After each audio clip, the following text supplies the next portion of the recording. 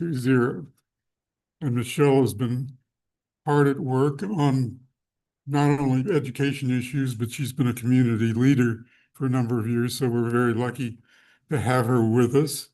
And I bring her up to talk about important issues that are really facing local education, local and state legislation. Thank you, Bill. Thanks. All right. Hi, everyone. That's how you want the screen? Yeah. Oh, okay. All right. I guess, okay, this is being recorded. And so thank you for the invitation, Christ Church Cathedral Community Issues Forum.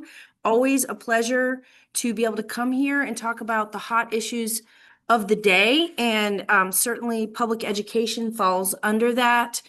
So today is May 7th, 2026. You may be watching this at another time because it's on YouTube soon. But what's happening as we speak in the spring of 2026 is that our local school district, Cincinnati Public Schools, which is I think the second or third largest urban school district in Ohio, is facing significant budget cuts.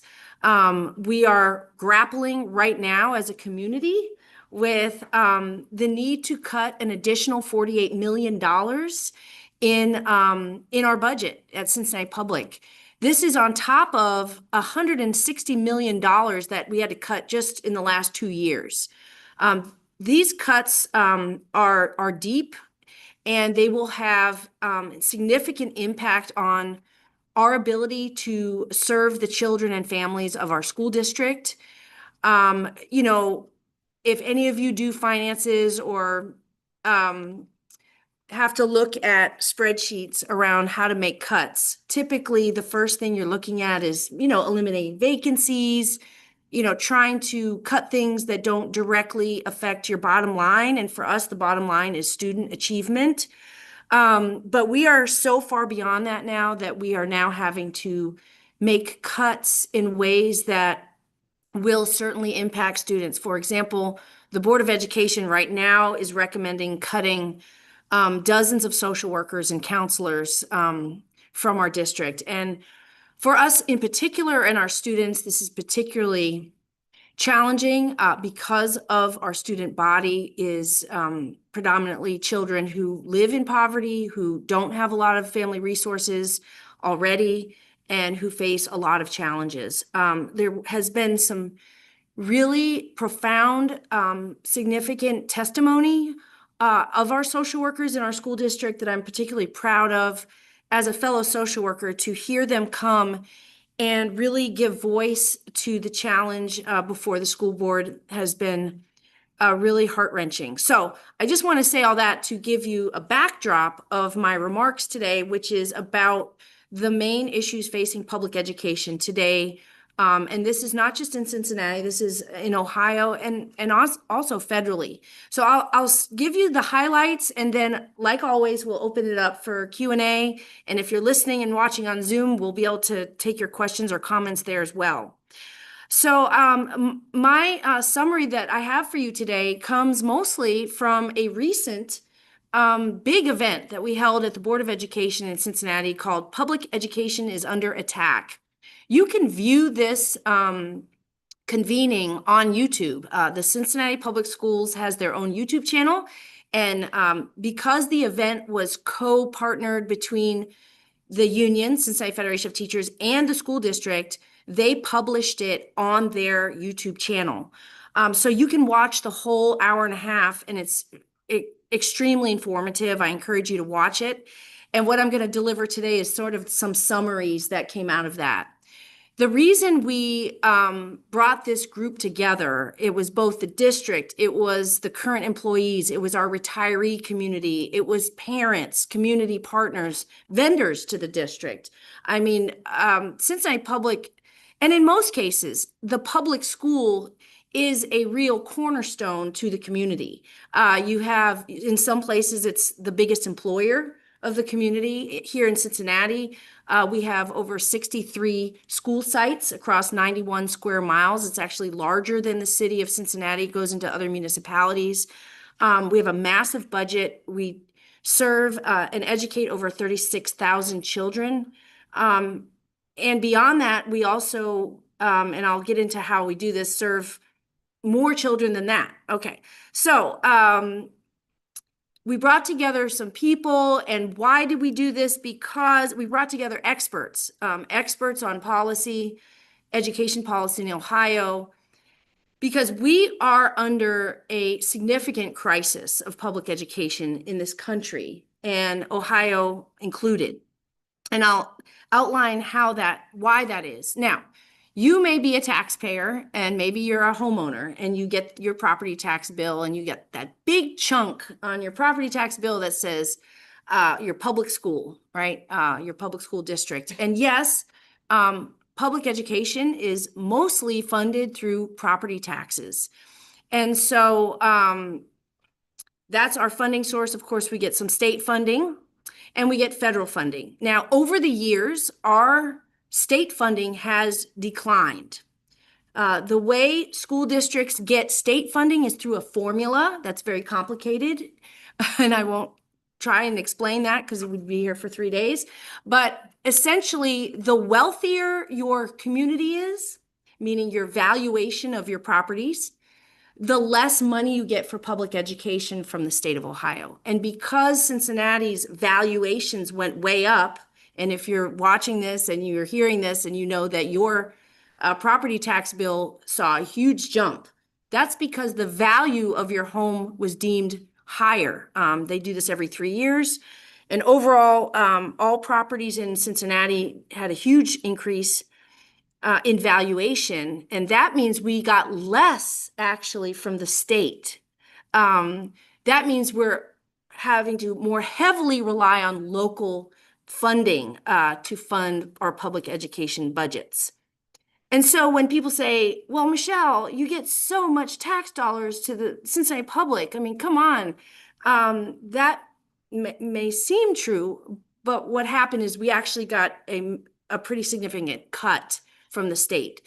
There's another big issue going on with school funding, and that is that we are currently in a 4-tier education system in Ohio.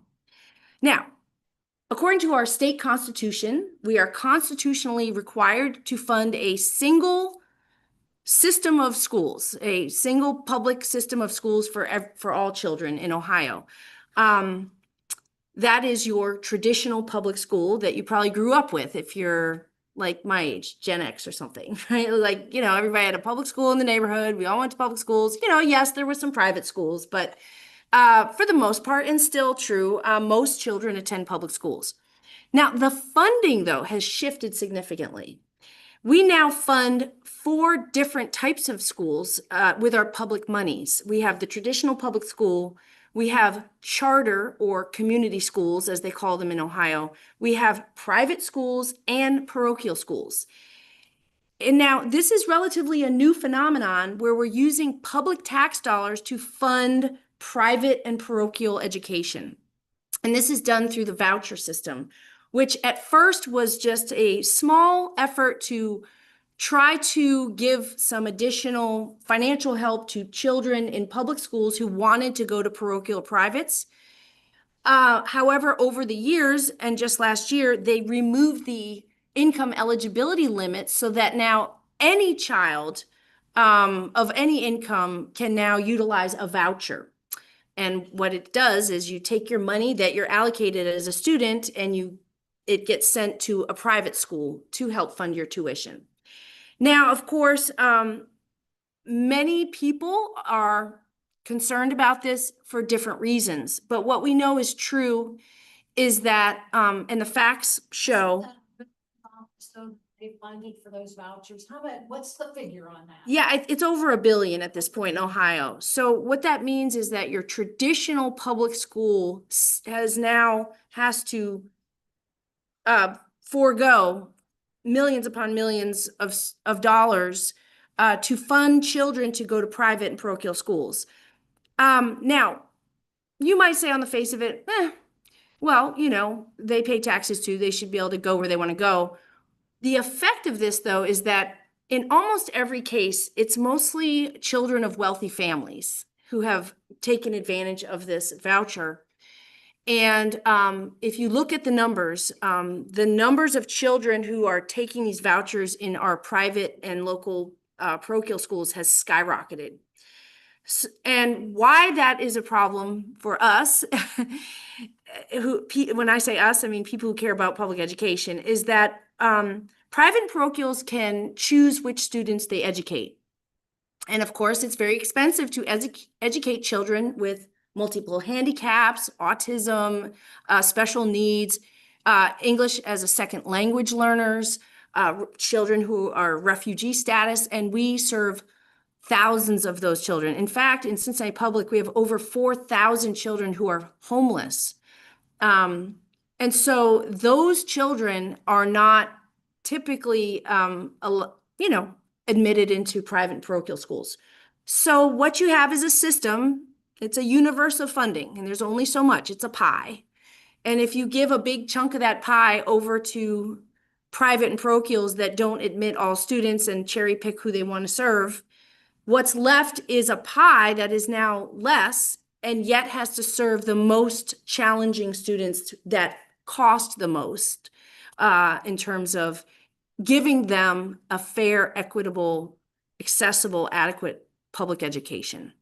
And so this four-tier system of funding has really caused a crisis of funding for public schools. That's one piece. I want to talk about a couple other things that have happened in public education in Ohio, but this is happened in other places as well, where transportation is a massive piece of funding for public education. You got to get kids to school, right? And how Ohio has set this up is that even if you lose the enrollment dollars to the parochials and privates and charters, the public school district is still on the hook to pay for transportation. So the public school system has to pay for all those school buses and transportation for all those children who attend private, parochial, and charter schools. You can imagine this is not very efficient, right? So you essentially have one pie paying for a couple different systems of schools, and transportation is very costly. And as you can imagine, this has become a crisis to the point where Columbus Public Schools said to the state last year, you know what? We can't transport all these private students who go to private schools and charters. It's literally, we cannot afford to do this. It's very costly. And then the state threatened them to pull all their funding and totally defund their public schools. And it was a big fight. But it's pretty clear that this is not a fiscally responsible way to use very limited public resources, which is that you have now 3 to 4 parallel transportation systems. Because let's be honest, the public schools, privates, and charters don't all have the same start time, right? They all have different start times. They're coming from all over the city, the 91 square miles I mentioned. So that's one thing that's going on that's been very challenging. Another issue is the fight over property. So what the state legislature has done is basically said, if you're a public school and you're not utilizing your building, like your enrollment's not at a certain level, you have to give it over to a charter school for like $1. That's what it used to be. So we had to, now remember, these are public, here in Cincinnati, we passed a massive bond levy about 15 years ago to fund public schools. And we essentially rebuilt many of our public schools. We have air conditioning now. Other school districts in urban places do not have, or rural probably too, suburban. I know my sister teaches in Philadelphia Public. They have no air conditioning in Philly public schools. They, instead of snow days, they have hot days where it's just too hot for the children to be in the buildings. So we are fortunate here in that our tax base has supported investment in our public schools. We have very good public schools here. But the enrollment's been a challenge because of what I mentioned before. Lots of children using public dollars to go other places. And so back to the property issue, Senate Bill 311 basically is seeking to expand state authority over school property, broadening the circumstances in which districts have to sell their buildings. So examples are like career tech centers, specialized programs, early childhood facilities. A lot of times these are learning, this is, different school scenarios where there's not a lot of children, some, like we have autism units now across Cincinnati Public, where we have a very small ratio, teacher to student ratio, which is actually a good thing. You want a teacher that has not too many children. However, the state pressure is that you have to have this certain enrollment number or else you have to give over your building. So it's basically an issue of local control. For politicians in the State House in Columbus to force our district to hand over buildings that our taxpayers have invested in and spent their hard-earned money on is very concerning to us. In particular, because charter schools in Cincinnati and other places, but particularly here, do not have a very good track record. And that's because of the lack of accountability. There is story after story. Most recently, you remember Dawn Community Schools. They got a massive amount of capital state dollars. Every time they opened, you might think, why is there so many Dawn Community Schools? Like everywhere you go in all the neighborhoods, there's like all these strip malls. They have like a Dawn. Well, it's because every time they open a new building, they got $1 million of state funds in capital investment. Meanwhile, our own public schools in Cincinnati Public are in desperate need of facilities upgrades. While we passed that bond measure, maybe 15 years ago, things depreciate and you need to keep up on your facilities, like your roofs and your floors. And so we just don't have that money like that. And the state consistently is, investing these capital state dollars into charter schools instead of public schools. So it's a lot. Let me see what else I can touch on. So there's the transportation challenge. There's this whole fight over public school property, to the point where I just will close on that issue. Our school district had to essentially redo all our enrollment to fend off having to give over our buildings to the state and in turn to charter schools. It's not the best way to plan for the education of children in our communities, to feel like you're under this pressure that if you don't have the right number, you don't have that magic number, you might lose your building. It caused a significant challenge. And yes, we framed it as the growth plan. We did a lot of reorganizing in Cincinnati Public and positively framed it as the growth plan. But to be honest, it was under duress from threats that we would lose our buildings. So finally, I just want to talk about the voucher lawsuit. I touched on this to start with, which is the concern of public monies going to private and parochial, which means religious education. There's a lot of people who are upset at that for a number of reasons. And one is just at its core, the separation of church and state, that you now have public dollars going to fund religious education. And while you might say, well, there's some good things about religious education, the term religious is very broad. It could mean pretty much anything. And so, there's a group who sort of out of a joke, but not really, trying to make the point that they set up a Satanist preschool and tried to get state dollars to fund it. And while that sounds funny and sort of amusing and preposterous, that's the very point, that there is no accountability towards for these public dollars once you define religious and hand those dollars over. The public system has an incredible level of accountability. We have to do constant testing, which we don't actually like so much. It's too much testing in our view. We have to undergo audits. We have a democratically elected school board. If you are a parent or community member and you have an issue with our schools, you have a place to come and complain and get an answer. None of these things happen with private and charter schools. Sometimes our office gets calls from parents who are upset by something, and they don't realize that the school that they're sending their children to is not a Cincinnati public school, it's a charter school. And we say, I'm sorry, there's really we can't help you with this. And they say, well, what's our recourse? What can I do? And essentially, this state considers charter schools businesses, not schools. While they accept public dollars, they are sort of coded as businesses. And so the answer is essentially the only recourse you have is the State House, who allows for this to happen. There's no elected school board. There's no real accountability. I personally wrote an article a couple years ago about the hiring process in these schools where they don't have to hire certified teachers. They don't have to use any curriculum that's standard to the state. There's been cases where they've hired people who are sex offenders in our city. That is documented.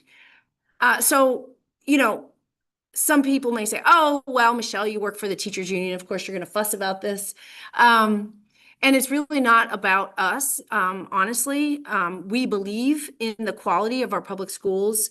We believe in having credentialed, licensed teachers at the front of every classroom. We work really hard for wraparound services to ensure that children are fed, that they have services that they desperately need. In fact, our district just opened a sleep lot where families who are living in their cars can now pull up and have a safe outdoor space in their cars to sleep in their cars. That's what we're doing. And to be honest, it's very discouraging to have to face a budget where we now have to eliminate 30 social workers out of our ranks because of these cuts coming from the State House. And so that's my update. Not very encouraging. I do want to mention, I brought some handouts, and for those of you online, essentially, there is some incredibly smart people working on improving public education policy in our state. Honesty for Ohio. There is some handouts from, there's Vouchers Hurt Ohio. It's an entire grassroots effort to restore funding back to traditional public schools. Vouchers, every time they've been put on the ballot, have been defeated. Most Americans like fairness, and we want to know that our tax dollars are going to where we voted for them to go and not be then siphoned to somewhere else that only wealthy families are benefiting from. That's just the truth. And so, for example, in Kentucky, the voucher was on the Kentucky ballot, and while Kentucky went for Trump all the way across the board, vouchers failed there. So even people who are Republicans also understand the danger of diverting a massive investment in public education over to private operators. And so that sort of sums up I could talk all day long, and you know that, folks. I'm just grateful that you listened. I will close by saying all of these decisions are made by people, and they are people who, most of which have never walked into our classrooms.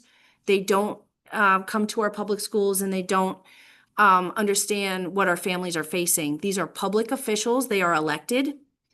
And so we urge you, if you care about these things and you want to help preserve and protect public education for our future, that you let your legislators know that you're concerned about these types of policies. I have a list of legislators on the table over there, but you can easily find any of them. There's a whole education committee at the State House where I only touched on a couple bills. There is a long list of education-related bills moving through the State House, including curricular changes like that that will require our public schools to teach that you should get married and have children and then you'd be successful in life. And it's called the Success Pathway or something. There's a lot of sort of culture war stuff going on. We just want to teach, we want to give a rounded public education to prepare our children of this city for a future where they can be whatever they want to be. And a lot of this has been really an interference and a distraction from that. So that's my view, shared with you. Grateful again to Christ Church Cathedral for the opportunity to share about these things. And with that, we can open it up to anybody who has comments or questions. Yeah, they can just ask questions on there that, you know. Okay, so for those of you on Zoom, you can unmute, right? And say something, and there's people here. They closed a school on Macmillan. There was a big one right there. I Mhm. used to teach in that building. Yeah, And they closed that one when it's been maybe last fall or was it last year? And those kids, boom, they were just, there was no school. They closed it, you know, yeah. one day. And those kids had to find another place to go. And I mean, Mm. it's, like you said, the legislature can set up, allow these charter schools, but there's no accountability. Yeah. And they can just go When out of business, just like that. And it's very discouraging. So in Cincinnati Public, what happens is at the beginning of the year, we have a certain number of enrollment. And about 90 days in, all of a sudden, we got a whole bunch of kids all of a sudden showing up in our classrooms. And that's because when charter schools enroll children, they get the money from the state and they have to keep them for at least 90 days to keep the money. After the 90th day, they don't have to return that money. And so they dump, and this is a very negative term.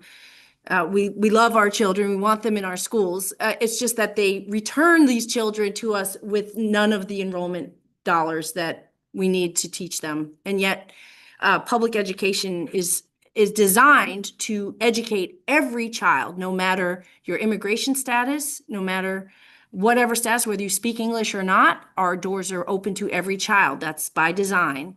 And so, to your point, Alice, that when these schools decide to get rid of children or close shop, they come back to Cincinnati Public because they don't have anywhere else to go. And they come back with no transcripts and usually behind.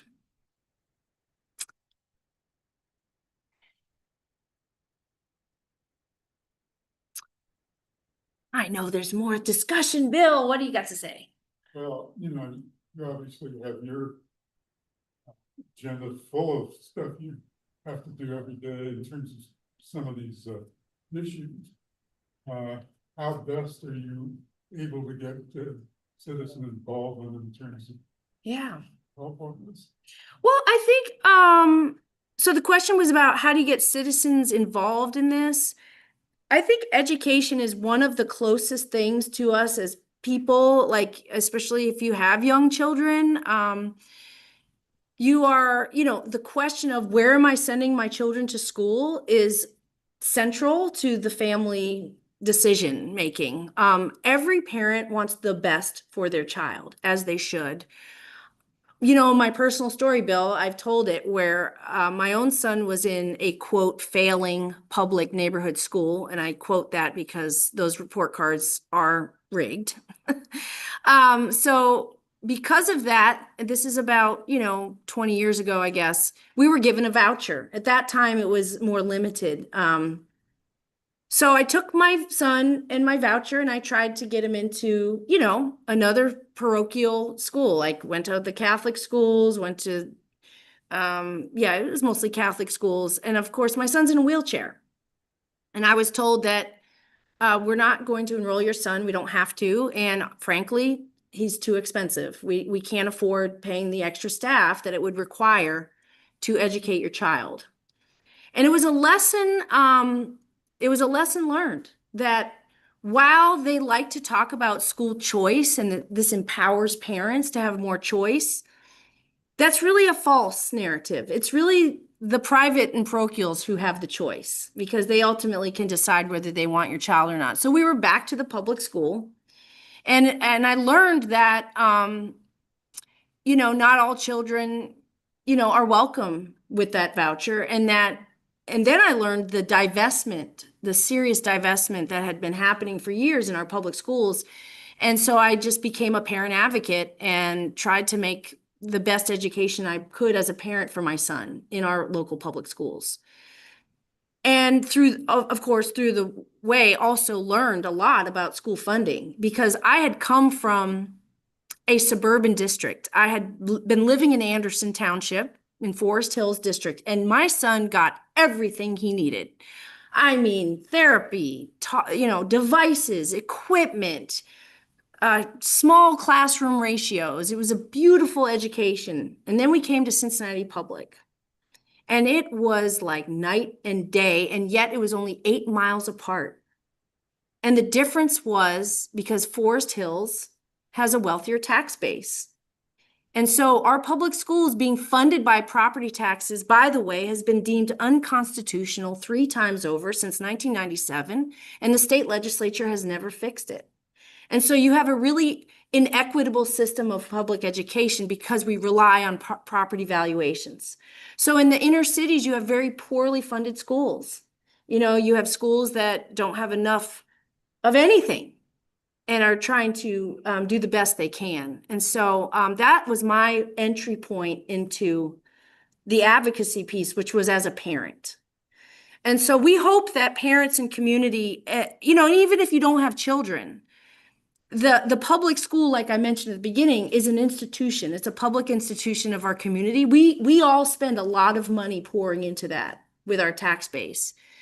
It is an employer. It is a property owner. It is a community hub, right? A lot of our schools now in our district have embedded health centers open to the community. This is a concept that's been celebrated internationally called the Community Learning Center model, where you actually embed hearing and vision and health, services right in the school building.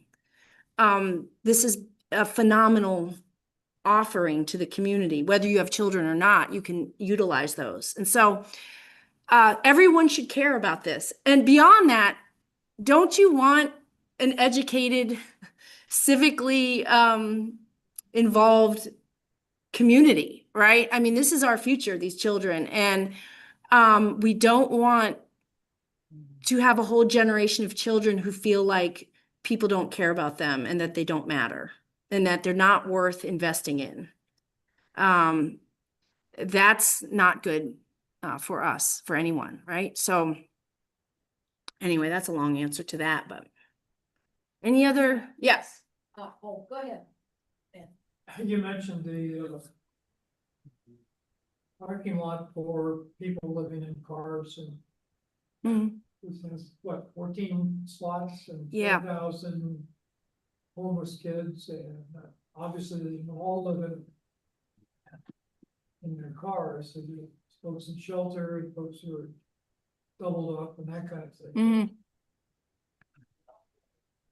How do you see as a school district evaluating this? Yeah. So Ed Burdell is asking about, we now have this sleep lot where families are sleeping in their cars on school property. And how do we evaluate this issue of student homelessness, would you say? Well, we see it as a failure of the system, essentially. I mean, I've spoken here for years at the Community Issues Forum on different topics. One has been tax abatements and affordable housing policy, or the lack of it, the lack of inclusionary housing policy. I mean, this city has made choices, and the choices they've made is not to subsidize affordable housing. It's been to subsidize market rate housing. And so I don't want to get into all that. I'm just saying that there's a lot of intersectional issues going on here. And the schoolhouse is where we see it sort of all at once. These are the children of our city. They are coming to us hungry sometimes, unhoused. right now, in the face of immigration issues, afraid. We have had massive drop in enrollment of our immigrant families. They're just not sending their children to school out of fear. So yes, the schoolhouse is, I would say, the mirror of the community, and it should be unacceptable for all of us that we have a sleep lot so that people can sleep in their cars with their children and feel safe. That is a terrible indicator of how we're doing. I would say, let me say, Kathy McLeod says, what would an orderly plan to stop vouchers look like for CPS? Well, I'll just mention briefly, there is a statewide lawsuit over the vouchers. And they actually won, but it's being, what's the word? I'm not a lawyer. Appealed, thank you. So Cincinnati Public was one of the people in the lawsuit, suing the state of Ohio for allowing the vouchers to be expanded to the point where, like Alice mentioned, it's now over $1 billion in revenues that we're losing.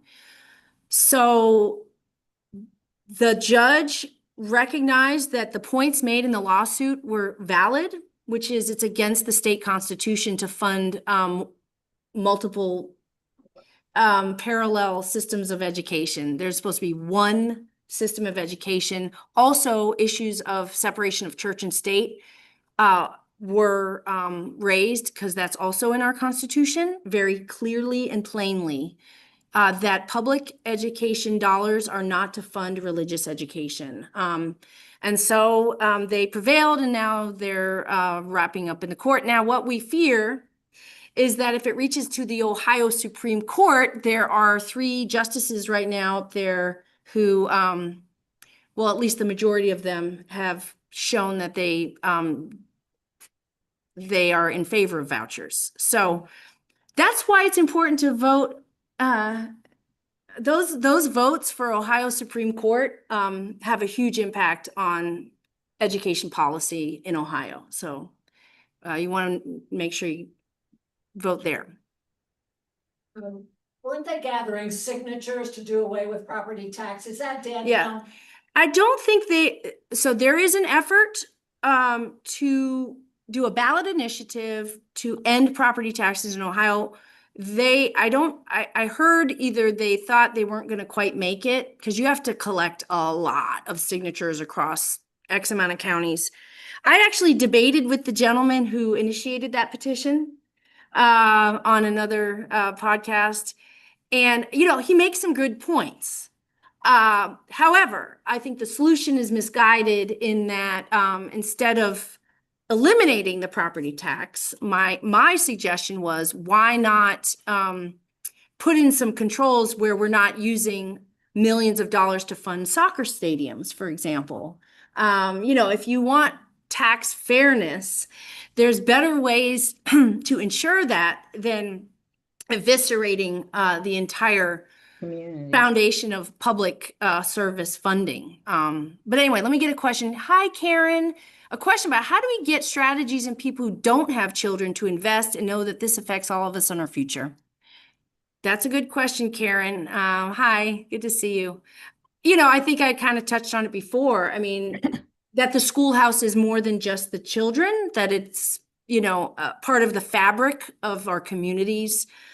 For example, we're a huge employer. A lot of those people that work in those schoolhouses pay into the pension system so that they can have a dignified retirement. When you peel away all those millions of dollars to other school systems, they don't pay into the teacher's pension. They pay into Social Security because they're not in the public pension system.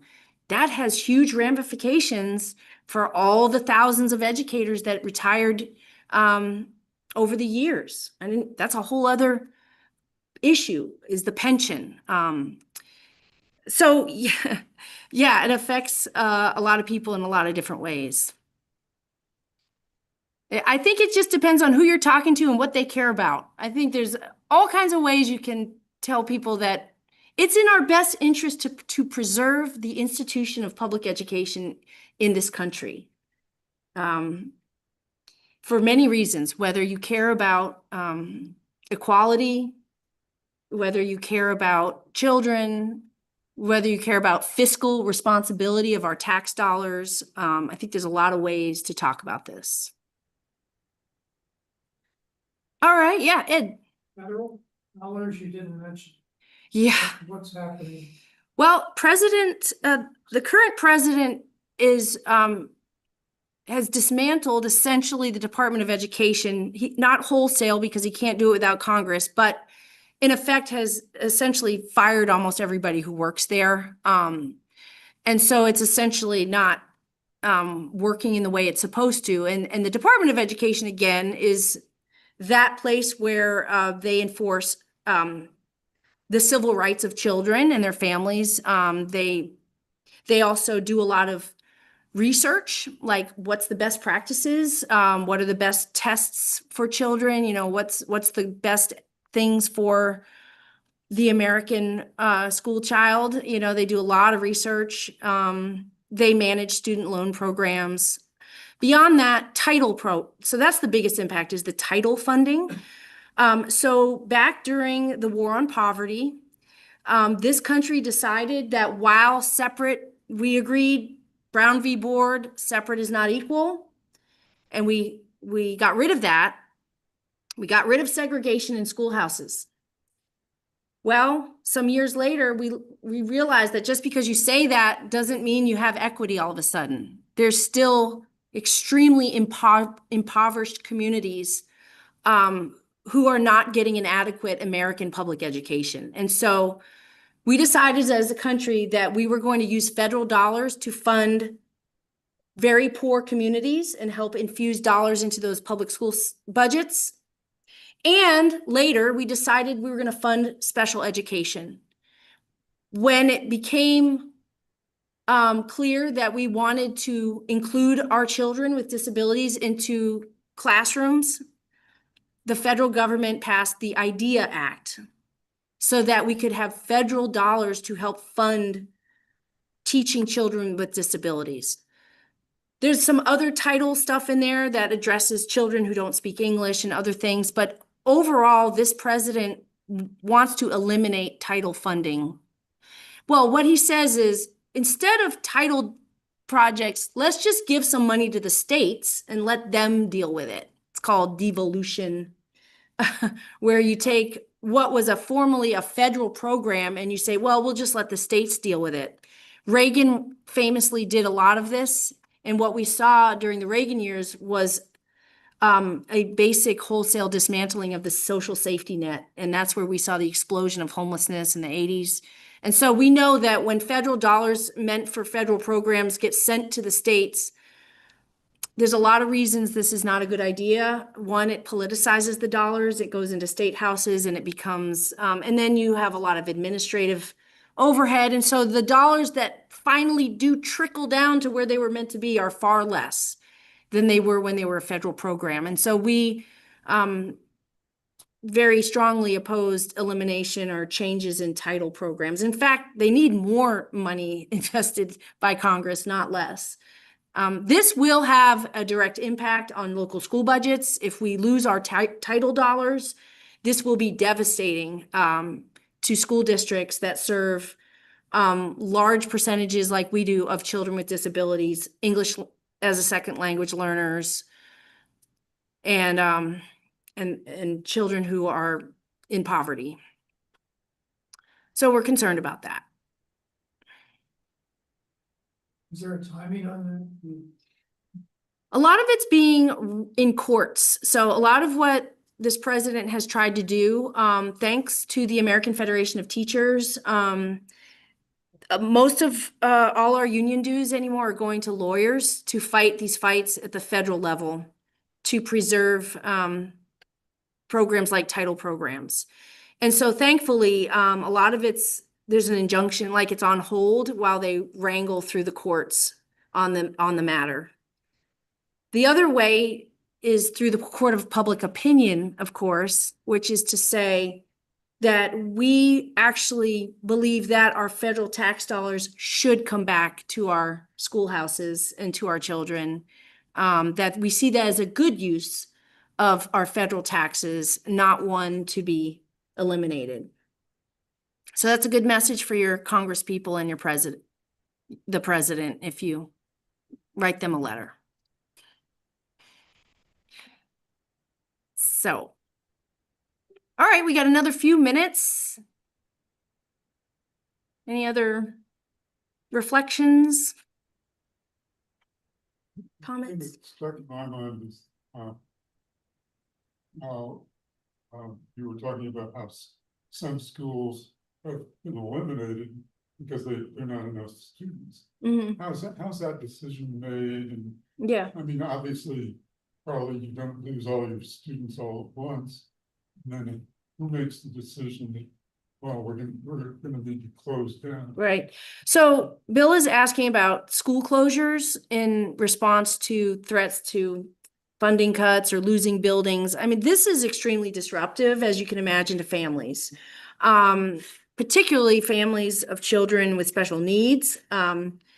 It's disruptive to the transportation system that we have to work through. And so when I mentioned the growth plan that the district had to just go through, it was in response to threats that we would lose buildings.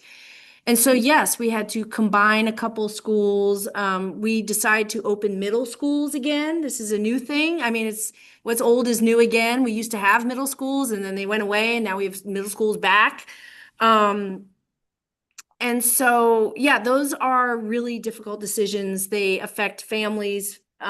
We had families come and testify at Board of Education meetings begging to keep their schools open, what's going to happen to my child? They're going to have to go in this whole other neighborhood and, just the disruption of it. And when you peel back why this is happening, it's particularly frustrating because there's really no real need for it. It's a nefarious effort to take over school property and give it to private actors. So it's very frustrating to see the impact and then to understand the agenda behind it is very disappointing.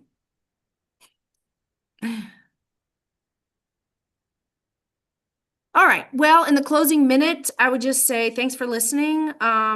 There's a lot of information out there. I would say that while school teachers don't really want to do politics.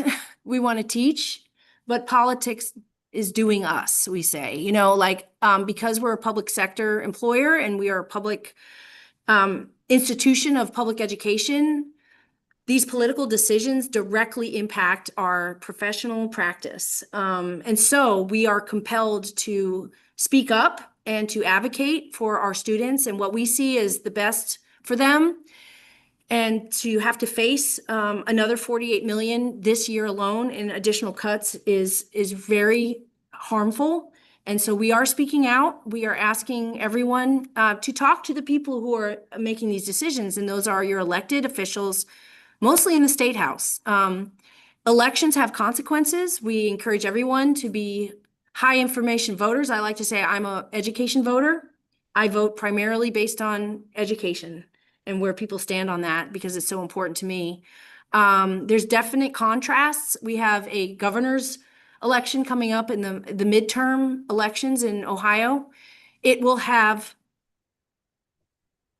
I can't find the word to say how significant it will be. The two people running couldn't be farther apart.